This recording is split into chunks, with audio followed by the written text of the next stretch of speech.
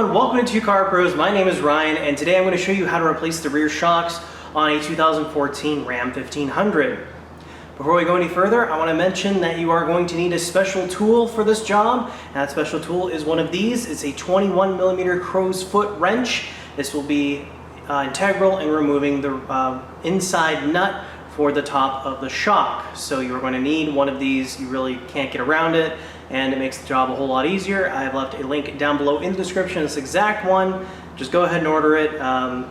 Unless you want to sacrifice a 21mm wrench by cutting it off, you can hold it in there because it needs to be decently short. But I recommend just buying the right tool for the right job, and then you'll have it forever. And if you ever need to do it again, or ever have anything tricky that's 21mm, you can just reuse this crow's foot wrench. So with all that out of the way, let's go ahead and jump in. Okay, so we're on the driver's side of our 2014 Ram. I'm gonna go ahead and remove the inner fender liner. There's about a dozen or so 8mm fasteners that you can just remove.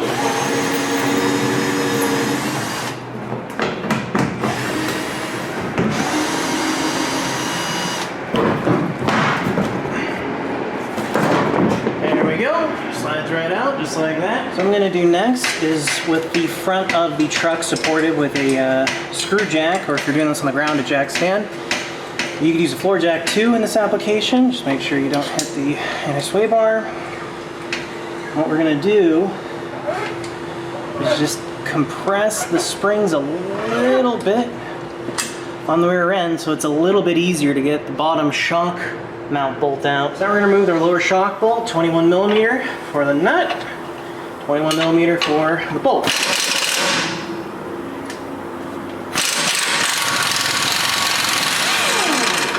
Perfect.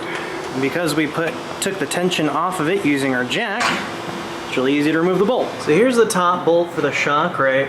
Now, around back, right where my fingers are, there's a nut, and it's really difficult to get to because on this particular truck it's the long bed, so the gas tank's in the way. Maybe on the shorter beds or maybe the four doors you don't have this problem, but it'll work either way.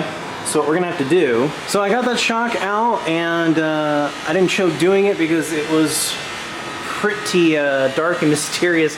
I actually didn't go from the back like I thought originally because the gas tank's in the way. There's really no way to get any kind of leverage on there, and I was kind of hoping it was like a body mount welded in there, but it's not.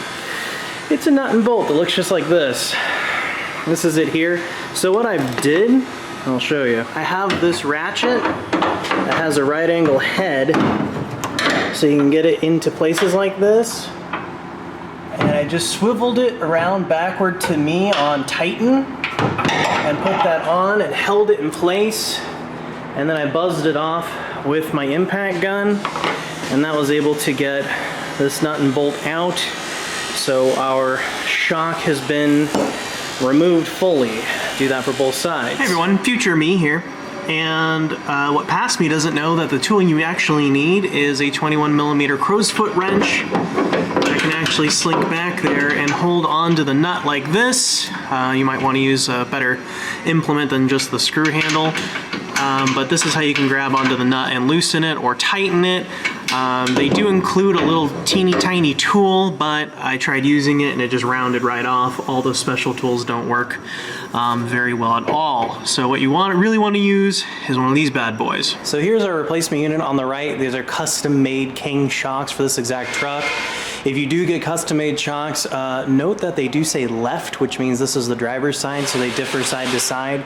However, I will put a link down below in the description to the stock stuff. I recommend the stock stuff, but we are putting these bad boys on today.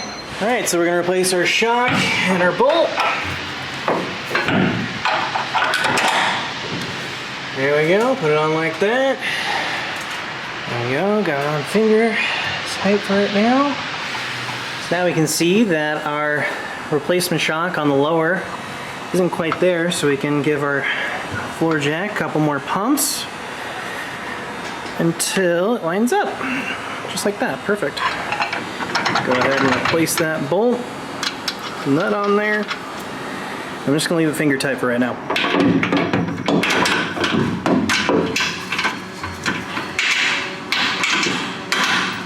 So make sure that the crow's foot wrench is on there solid, and then we can tighten it up. Perfect, just like that. For those of you that might be wondering why we didn't mount the reservoir up to prevent it from, you know, rocks or something hitting it, the danger is, you see this bed brace, you know, support. If the spring compresses too much, this distance might close, and then you risk this for sure smashing into here and damaging the shock.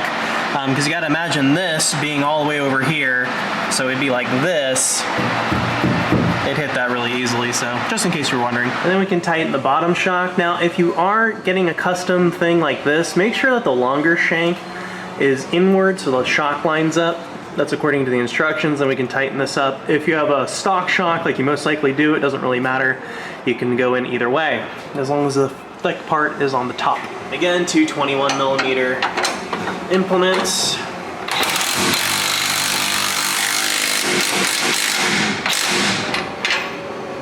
Perfect. And then for the inner fender liner, it's a little bit of an involved process. Try to feed it in best you can.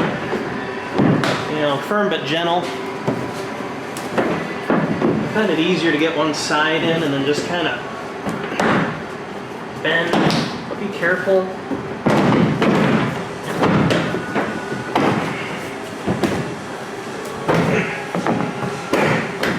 And these fender liners are side specific, so don't mix them up.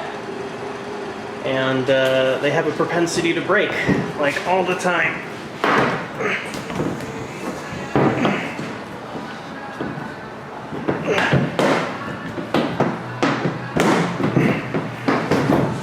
Once you get on this inside brim, you can then kind of move it around where you can get some bolts in, but don't tighten them all down. You know, tighten them down a little bit. You don't go all at once. So I'm just going to start them like that. I can't get the entire wheel in the shot, but basically put them in so they're a little loose. That way you have a little bit of play when you're putting in the rest of the bolts. And don't go too firmly with how you're tightening these. They're just 8mm, and you know, they're just screws into little clips, so don't think they're like a nut and bolt thing. In fact, I just have my little electric screwdriver, and I have it clutched out at number 5, which is insanely light for this little screwdriver. Let's replace all of our bolts.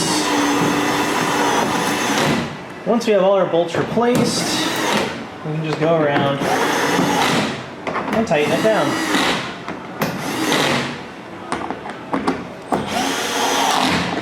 I found what really helped is kind of pushing it in like this and then up and in and getting the inner fender liner on this nice rim here and just kind of feeding it around. That was really helpful on installation and removal. And of course, before you go anywhere, just make sure that your shock is properly installed. Looks great. This is for my truck. I probably wouldn't install the wheel liner.